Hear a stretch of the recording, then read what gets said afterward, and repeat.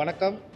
ராமேஸ்வரம் மீனவர்கள் மீது தொடர்ச்சியாக இலங்கை கடற்படை தாக்குதல் நடத்துவதோடு, அவருடைய விசைப்படகுகளை அரசுடைமையாக்கி வருகின்றது. அதேபோல் தொடர்ச்சியாக மீனவர்கள் சிறைபிடிக்கப்பட்டு, இலங்கை சிறையில் பல்வேறு விதிகள் அபராதமாக விதிக்கப்பட்டு தண்டனைக்கு உட்பட்டு வருகின்றனர். இவர்களை விடுதலை செய்ய வேண்டும். அதேபோல் இலங்கை வசம் உள்ள விசைப்படகுகளை உடனடியாக விடுதலை செய்ய நடவடிக்கை எடுக்க வேண்டும் உள்ளிட்ட பல்வேறு கட்ட கோரிக்கைகளை முன்வைத்து ராமேஸ்வரம் மீனவர்கள் இன்று 9வது நாளாக காலவரையற்ற வேலைநிறுத்த போராட்டத்தில் ஈடுபட்டு வருகிறார்கள்.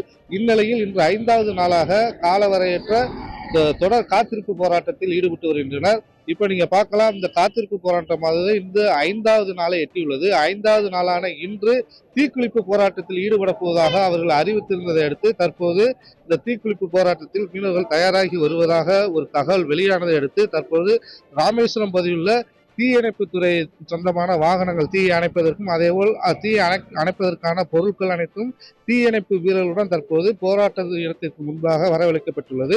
அது மட்டுமல்லாது இந்த போராட்டம் நடக்கக்கூடிய இடத்தில் போலீசார் பலத்த பாதுகாப்பு பணியில் ஈடுபட்டுள்ளார்கள். தற்போது தரையில் அமர்ந்து காத்திருப்பு போராட்டத்தில் ஈடுபட்டு வரக்கூடிய இந்த மீனவர்களுக்கு நடுவிலும் போலீசார் அமர்ந்துள்ளார்கள். ஏனால் எந்தவித அசம்பாவிதமும் நடந்துவிடக் கூடாது என்ற ஒரு காரணத்தில் போலீசார் பாதுகாப்பு பணியில் ஈடுபட்டு வருகிறார்கள். மேலும் ஒருவேளை அசம்பாவிதங்கள் எதுவும் நடந்துவிட்டால் அதனை தடுக்கும் பொருட்டு அதற்கான ஏற்பாடுகள் அனைத்தும் தற்போது முறையாக செய்யப்பட்டு வருகிறது. அதேபோல் ஆம்புலன்ஸும் இங்கு வரவழைக்கப்பட்டுள்ளது.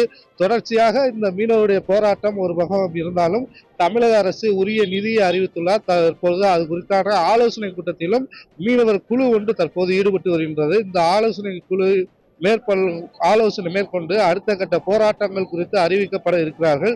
இந்த குழு எடுக்கும் முடிவிற்கு இந்த மீனவர்கள் அனைவரும் ஒருமனதாக அதனை ஏற்றுக்கொண்டு போராட்டத்தை கைவிட்டு கடலுக்கு மீன்பிடிக்க செல்வார்களா அல்லது போராட்டத்தை தொடர்ந்து ஈடுபட்டு வருவார்களா என்பது இன்னும் சிறு நேரத்தில் தெரிந்துவிடும். அது மட்டுமல்லாது இன்னும் 10 கடலை இவர்கள் மீன்பிடிக்க செல்லக்கூடிய சூழ்நிலையில் அதன் பின்பு மீன்பிடி தடைகாலம் வருவதால் தங்களுடைய வாழ்வாதாரத்தை கருத்தில் கொண்டும் போராட்டமானது கைவிடுவதற்கான வாய்ப்புகள் இருப்பதாக தெரிவிக்கப்பட்டுள்ளது. தொடர்ச்சியாக 5வது நாளாக மீனவர்கள் காத்திருப்பு போராட்டத்தில் தங்கச்சி மடத்தில் ஈடுபட்டு வருகின்றனர்.